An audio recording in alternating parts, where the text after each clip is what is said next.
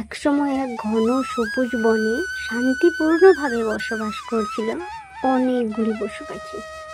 তাদের মধ্যে ছিল হাতি, বাঘ, বানর, টুনি। সবাই মিলে একসাথে আনন্দে কাটাতো। কিন্তু একদিন সেই জঙ্গলে নেমে এলো ঘোর সমস্যা। ঝর্ণার জল শুকিয়ে যেতে লাগলো, আর তার জন্য সবাই তৃষ্ণার্ত হয়ে উঠল। সবাই ছুটল বনের রাজা সিংহের কাছে। সব পশু পাখিরা সেখানে হাজির হলো। সিংহ বলল, আমি জানি তোমরা কেন এখানে হাজির হয়েছ। আমাদের জঙ্গলে জলের সমস্যা দেখা দিয়েছে। জল সমস্যা দূর করতে হবে, আর তা না হলে আমাদেরকে জঙ্গল ছেড়ে চলে যেতে হবে। সবাই খুব চিন্তিত হয়ে পড়ল।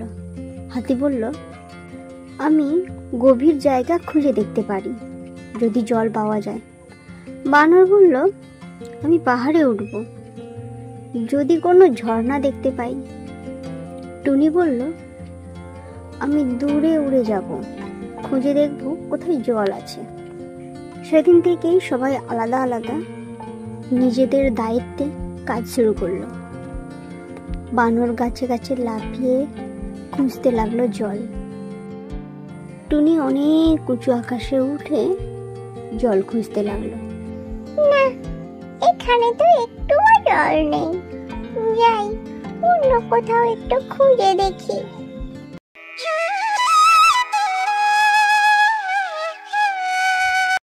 আর হাতি তার সুর দিয়ে মাটি খুঁড়ে খুঁড়ে জল খুঁজতে লাগলো। না, এখানে তো একটুও জল পেলাম না, যাই অন্য কোথাও গিয়ে দেখি। কয়েকদিন পরে টুনি একটি সুপ্ত ঝর্ণা খুঁজে পেল। সে দৌড়ে ফিরে এসে সবাইকে খবর দিল। শোনো বন্ধুরা, শোনো, আমি ওই দূরের পাহাড়ে একটা সুপ্ত ঝর্ণা দেখেছি। চলো সবাই মিলে সেখানে যাই। হ্যাঁ হ্যাঁ, চলো চলো চলো, হ্যাঁ চলো চলো চলো চলো, সবাই মিলে যাই, চলো চলো চলো। সঙ্গে সঙ্গে সেখানে হাতি, বানর, সিংহ সবাই গিয়ে দেখলো সেখানে টলমল করছে জল।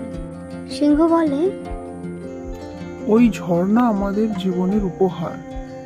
আমরা একে রক্ষা করব, পরিষ্কার রাখব, আর ভাগ করে খেতে শিখব। বনের সব প্রাণী হাততালি দিল এবং বন যেন খুশিতে ভরে উঠল। তারপর থেকে তারা শুধু নিজেদের জন্য নয়, অন্য প্রাণীদের জন্য খেয়াল রাখত।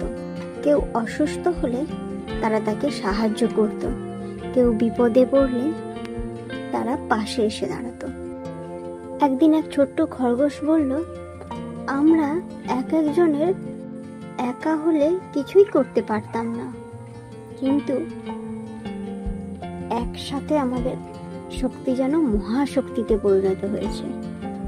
সবাই তার কথা শুনে হাসলো, কারণ এই ছোট্ট বয়সেও সে যে এত বড় একটা কথা বলতে পেরেছে সেটা শুনে সবাই খুব খুশি হলো।